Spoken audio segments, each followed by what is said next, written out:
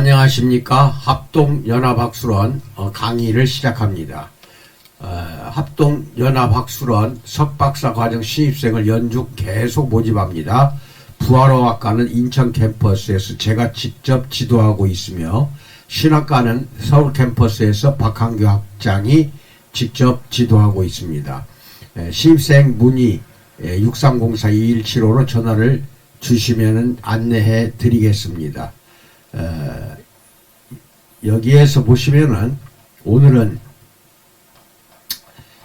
주제가 이마디야후 인장이라는 주제를 가지고 설명 말씀을 드리기로 합니다. 지금 이제 하나의 신학 분야에서는 고고학의 영역이 되겠습니다. 이스라엘 왕들의 역사를 읽다가 흔히들 오해하는 것 중에 하나는 솔로몬이 죽은 후 왕국이 남과 북으로 분열이 되면서 남쪽 왕국 유다는 여호와 하나님의 신앙을 지켰지만 북쪽 왕국 이스라엘은 하나님 신앙을 포기했다고 생각하는 것입니다. 이렇게 추측하는 데는 다 근거가 있습니다.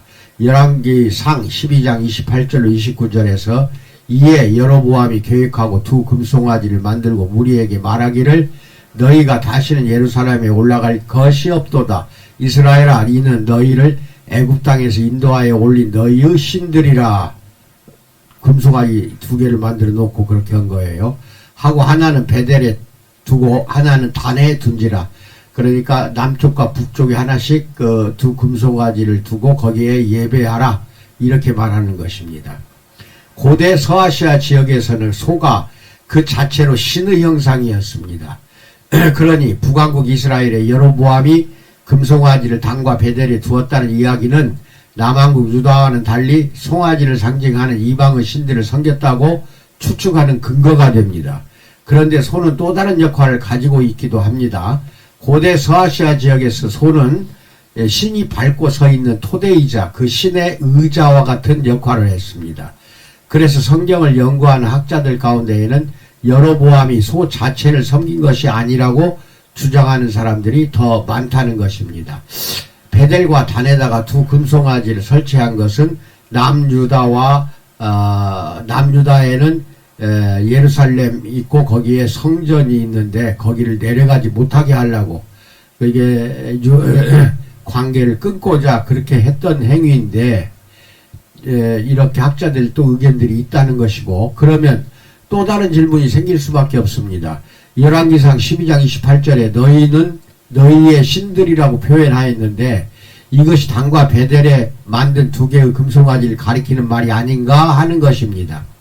만약 그 금송아지들을 섬긴 것이 아니라면 왜 신들이라는 말을 사용했는가 하는 것입니다.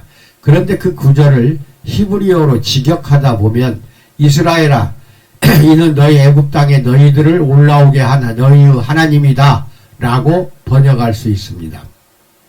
우리말 성경에는 영어 성경도 마찬가지로 신들 복수라고 번역하였지만 히브리어 성경을 직역하면 하나님 즉 단수 일반 명사라고 번역하는 것이 더 자연스럽습니다. 우리말 성경에 속죄소라는 말이 있습니다. 히브리어로는 카포렛이라고 하는데 영어로는 은혜의 보좌 멀시시트라고 번역되었기 때문에 과거에는 쉬운 좌라고 번역하기도 하였습니다.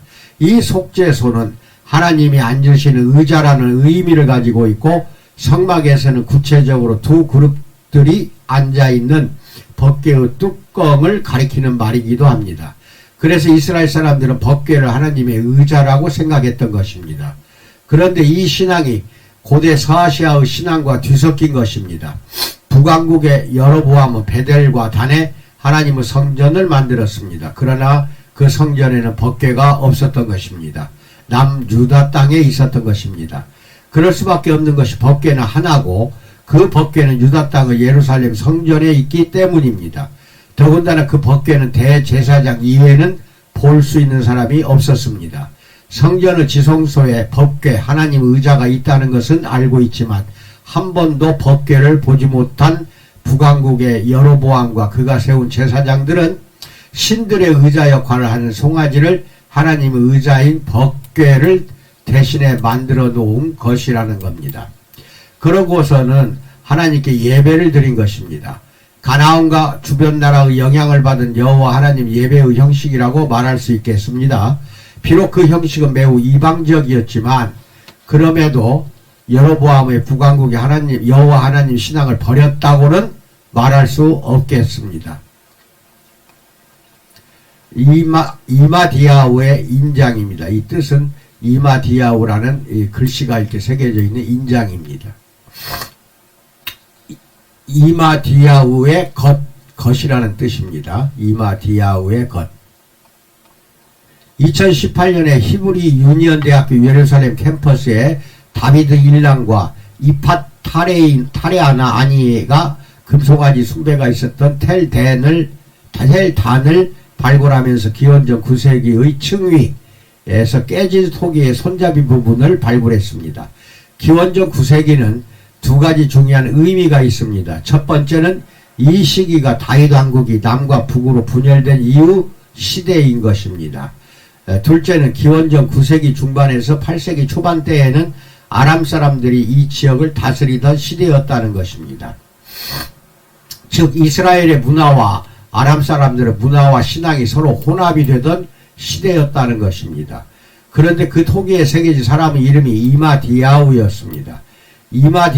이마디라는 말은 나와 함께 라는 뜻이고 이마디 나와 함께, 야우는 야후와 함께 여호와 하나님의 이름을 줄여서 표기하는 방식이 야우였습니다. 그러므로 이 이름의 의미는 여호와께서 나와 함께 하신다 라는 뜻입니다. 이게 신약 성경에서는 임마누엘 그러죠. 여기서 히브리 발음으로는 야우, 이마디야우, 이마디 나와 함께 야우 여호와 이런 뜻입니다. 이 인장의 발견은 두 가지 중요한 의미를 가지고 있습니다. 하나는 성경을 매우 비평적으로 연구하는 학자들 가운데에는 여호와 하나님 신앙이 기원전 8세기 대략 BC 720년을 전후로 해서 북왕국이 아수르의 멸망을 당한 뒤에 시작되었다고 주장을 합니다. 그러나 2018년에 발견된 이 인장에서는 이미 그보다도 대략 100여 년 전부터 이미 여호와를 이스라엘의 하나님으로 고백하는 사람들이 그 이름을 자기의 이름에 넣을 정도였으니 보기 좋게 그 비평적인 학자들의 주장이 무너진 셈입니다. 다른 하나는 이 그룹 결론이라고 말할 수도 있겠는데요. 북왕국 이스라엘이 왕국의 분열 이후에도 여호와 하나님 신앙을 버리지 않았다는 것입니다. 하나님 신앙을 버리지 않았다. 북왕국도. 다만 그들의 문제는 여호와 하나님 신앙이 가나안 주변 국가들의 신앙과 혼합이 됐다는 거예요. 혼합이 돼서 변질이 됐다. 여호와 신앙은 버리지 않았으나 혼합된 신앙이었다. 이것이 문제입니다. 여기까지 여러분들 이제 구약성경 읽을 때 북이스라엘 쪽은 다 변질됐다 이렇게 보기는 어렵다. 혼합되었다고 봐야 된다. 이것입니다. 여기까지 오늘은 말씀을 드렸습니다. 이것이 여러분 신학 연구에 도움이 되기를 간절히 고대합니다. 코로나 조심하시고 건강하시기 바랍니다. 감사합니다.